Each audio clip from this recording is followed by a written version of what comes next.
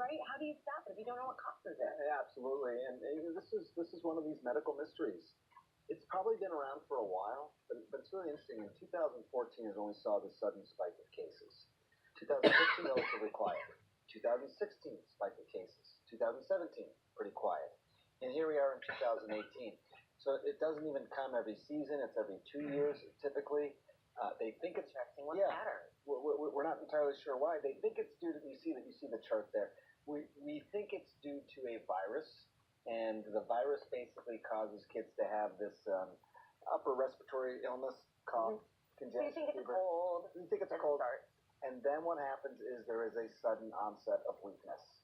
So much so, Robin, that we talked to some of the parents of these children, and they thought the kids were essentially faking it in the beginning. Like, how could that happen? All of a sudden, this weakness, facial droop, weakness, whatever, difficulty moving the eyes.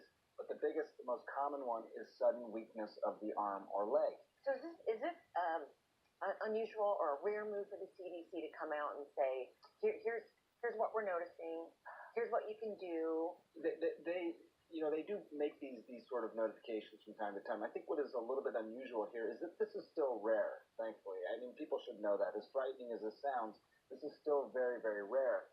But the CDC thought it was significant enough, become widespread enough, as you pointed out, 22 states now, that it was worth alerting people. It makes states pay more attention to that so they can really start to get a handle on these cases and maybe figure out for sure what's causing it. That's obviously, as you point out, important.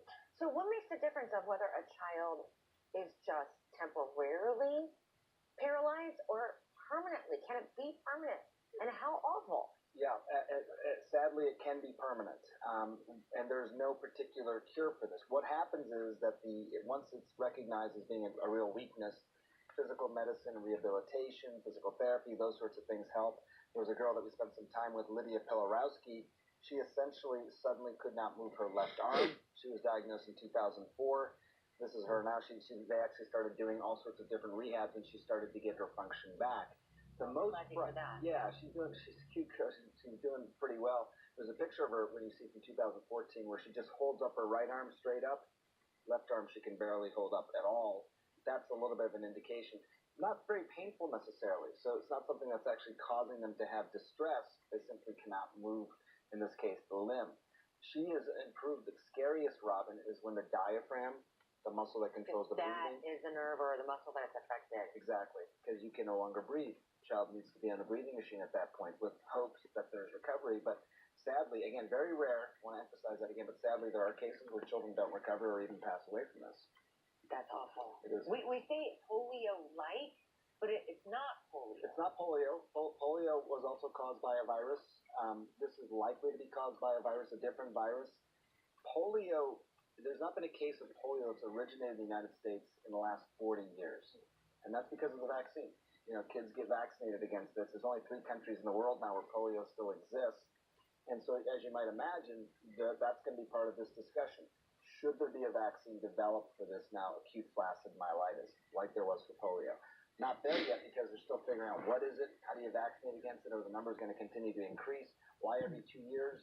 This is like one of those real sort of medical mysteries still. As we continue to watch that. Yeah. And I'm wondering, too, is it this time of year that we see these clusters? Yes, for sure. It seems to be late summer and fall. Again, that pattern that we saw every 2 years was even more specific to sort of August, September, October timeframe.